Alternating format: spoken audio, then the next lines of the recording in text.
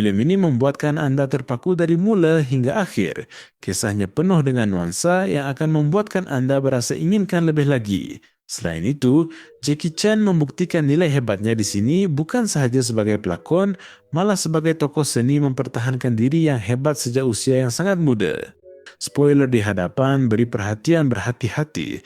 Film ini bermula dengan beberapa guru kungfu yang hebat dan seorang pemuda bernama Tommy yang muncul dan mencabar mereka untuk bertarung dengannya. Dia menewaskan mereka seorang demi seorang.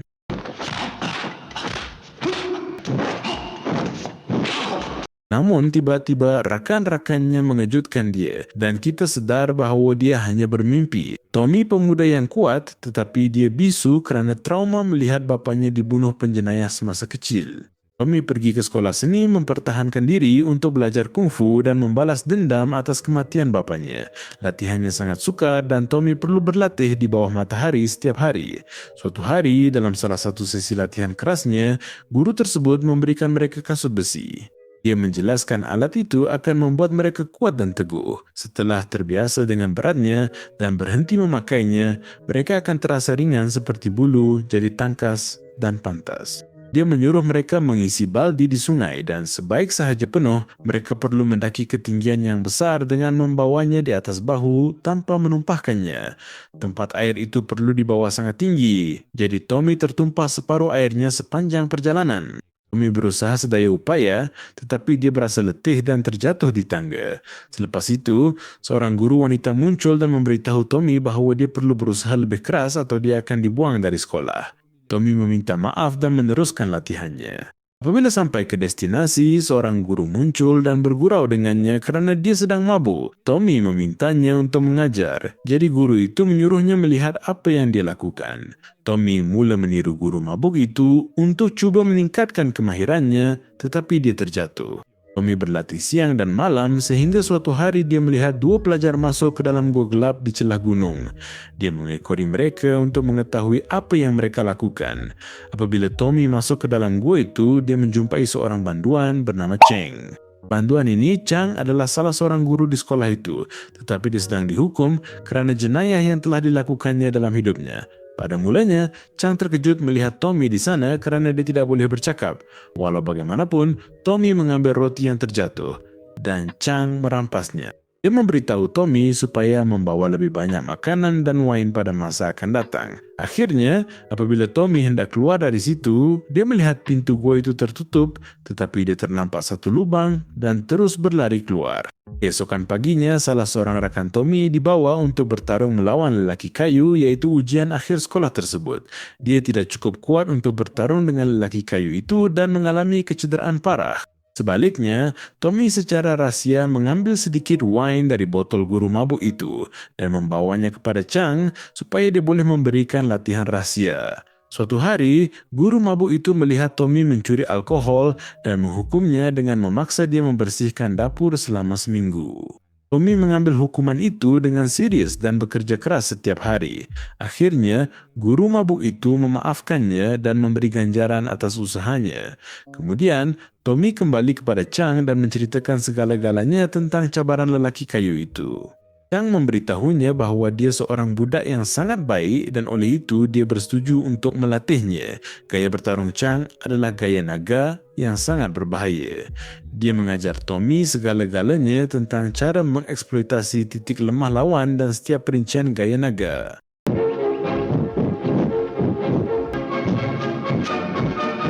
Dalam babak lain, Tommy berlatih gaya naga secara sembunyi supaya tiada guru yang melarangnya menggunakan teknik itu. Walau bagaimanapun, seorang guru wanita menemuinya dan bertanya daripada siapa dia belajar teknik itu, sementara Tommy tetap mendiamkan diri.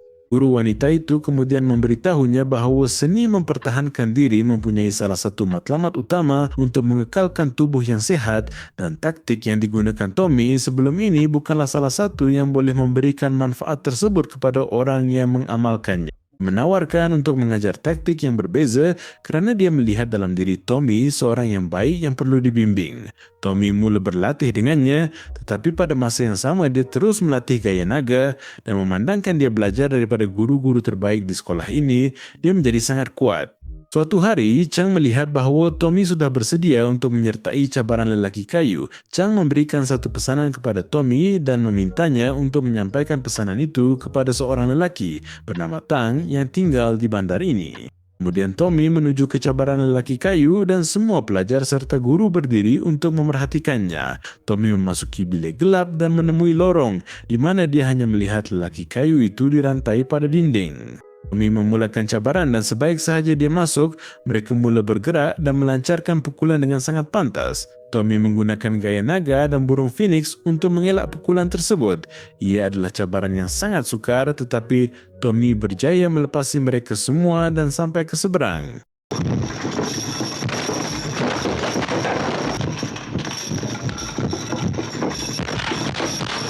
Sebaik sahaja dia menang, Tommy menjadi seorang profesional kungfu. Gurunya sangat bangga dengannya, namun dia berasa pelik kerana dia tidak faham di mana dia boleh mempelajari jenis kungfu sedemikian. Namun dia gembira akan kejayaannya dan mengingatkan bahawa kungfu menyihatkan minda raga. Selain itu, dia memberitahunya bahawa mulai sekarang dia mempunyai tanggungjawab untuk menggunakan kemahirannya bagi membantu mereka yang layak kerana dunia ini penuh dengan orang jahat dan orang yang lemah. Kemudian, dia memberikan satu pesanan penting, memintanya untuk menyampaikannya kepada seorang guru bernama Liang.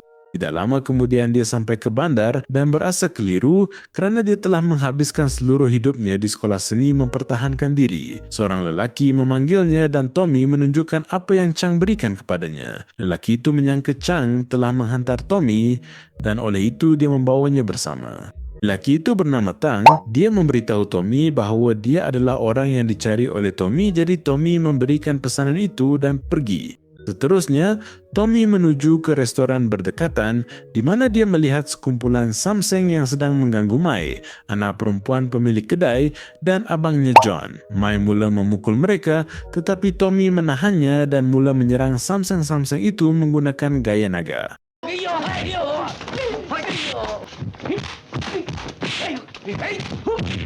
Dalam babak seterusnya, Tang mengambil surat itu dan memberikannya kepada Ketua Naga Hijau.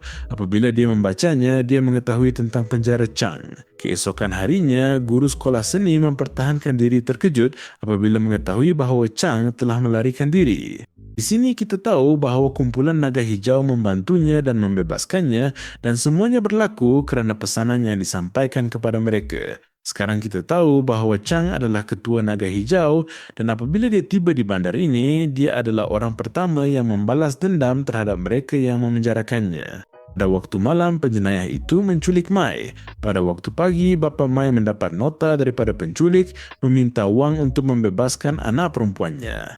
Bapanya kelihatan sangat bimbang tentang perkara ini, tetapi anak lelakinya memberitahu bahawa dia perlu cuba bertenang kerana jika mereka meminta wang untuknya, itu bermakna mereka tidak akan mencederakannya. Pada masa itu, dia menawarkan diri untuk pergi menyerahkan wang bagi menyelamatkan kakaknya, tetapi bapanya enggan kerana dia tidak mahu menghantar anak lelakinya yang seorang lagi ke tangan pembunuh. Melihat ini, Tommy menawarkan diri untuk menemani John. Dalam perjalanan, mereka melihat Chang sedang bertarung dengan guru-guru sekolah seni mempertahankan diri. Chang mempunyai keupayaan untuk berhadapan dengan mereka, tetapi mereka melebihi jumlahnya. Tommy meminta John untuk mengalihkan perhatian guru-guru itu, dan dia akan membantu Chang melarikan diri. John berlari seperti orang gila cuba menarik perhatian. Pada saat itu, Chang mengambil peluang untuk melarikan diri bersama Tommy dan hilang di tengah hutan. Tommy membantu Chang kerana dia mengajar teknik naga kepadanya. Chang membawa mereka bermalam di rumah seorang lelaki yang tidak dikenali, tetapi pada saat itu seorang lelaki berkepala botak tiba. Chang membunuhnya dengan menyangka dia adalah salah seorang guru. Dia meneruskan dan membunuh seluruh keluarganya dan memberitahu Tommy untuk pergi dengan segera. Baik Tommy maupun John mencari Mai pada waktu pagi, tetapi mereka tidak menemuinya. Mereka pergi ke restorannya dan pada saat itu dia tiba di tempat itu. Mai memberitahu mereka bahawa Samseng telah meninggalkannya di restoran itu. Ketua kumpulan harimau bertanya kepada John tentang Tommy, tetapi dia tidak memberikan sebarang maklumat. Pergaduhan bermula antara mereka, tetapi Tommy muncul dan menyerang ketua kumpulan itu. Pergaduhan panjang berlaku antara kedua-duanya, sehingga akhirnya ketua itu mendapati bahawa Tommy berasal dari Shaolin dan dia beredar. Pada waktu malam, Tommy memikirkan tentang kematian bapanya. Keesokan paginya, Tommy memberikan surat yang diterimanya daripada guru kepada Liang. Sekarang Liang memberitahunya bahawa Chang adalah muridnya pada mulanya, tetapi kemudian dia mengkhianatinya dan membunuh seorang guru, jadi dia dipenjarakan. Dan selepas itu, Liang bersara kerana kesedihan ini. Walau bagaimanapun, Chang memperbaiki teknik singa Yuzhou miliknya. Selepas itu, seorang guru Shaolin datang dan memberitahu Liang bahawa Chang telah melarikan diri hasil bantuan kumpulan naga hijau miliknya. Dia mempunyai teknik baharu yang dipanggil raungan singa dan kini dia boleh menyerang Shaolin. Guru itu memberitahunya bahawa Tommy sangat berkemampuan dan dia akan belajar dengan cepat. Kemudian Liang memberikan sebuah buku rahsia dan memberitahunya bahawa dia boleh menjadi seorang Shaolin yang hebat kerana buku ini mengandungi teknik yang sangat unik. Selepas itu, Liang meninggal dunia dan Tommy memulakan latihannya selama bertahun-tahun di mana dia juga memikul batu seberat 150 kilo di atas bahunya. Seorang guru mendekati mereka dan memberitahu bahawa Chang akan menyerang dalam tempoh 3 hari akan datang. Guru itu memberitahu Tommy bahawa masa depan Shaolin kini bergantung kepadanya. Tommy telah menguasai teknik singa dan boleh membunuh Chang. Kemudian mereka bertemu dengan ketua, Raja Harimau, dan dia memberitahu bahawa dia telah 10 tahun mencari pembunuh anak didiknya yang sebenarnya adalah bapa kepada Tommy. Chang muncul secara tiba-tiba dan mula bertarung dengan ketua kumpulan harimau itu. Di tengah pergaduhan, Tommy masuk campur dan mula melawan. Kejutan berlaku. Tommy akhirnya bersuara apabila mendapati Chang adalah pembunuh bapanya. Tommy memberitahu Chang kini tiba masanya untuk membalas dendam. Kumpulan Chang juga datang untuk bertarung melawan Tommy, tetapi dia berjaya menewaskan mereka semua. Tommy menggunakan semua teknik yang dia pelajari daripada Chang dan menumbangkannya, tetapi akhirnya Tommy memberitahu Chang bahawa dia masih menganggapnya sebagai jurulatihnya. Tommy berkata jika Chang kembali menjadi Shaolin, dia akan melupakan dendamnya. Walau bagaimanapun, Chang tidak berminat untuk kembali, jadi dia meneruskan serangan dan kali ini Tommy terselamat daripada serangan ini dan berjaya menewaskan Chang. Dan begitulah berakhirnya filem yang luar biasa ini. Pengajaran daripada cerita ini, tuliskannya sendiri di ruangan komen dan yang terbaik akan disematkan. Jangan lupa untuk melanggan, mengaktifkan notifikasi, dan tinggalkan satu tanda suka untuk membantu saluran ini. Terima kasih kerana menonton.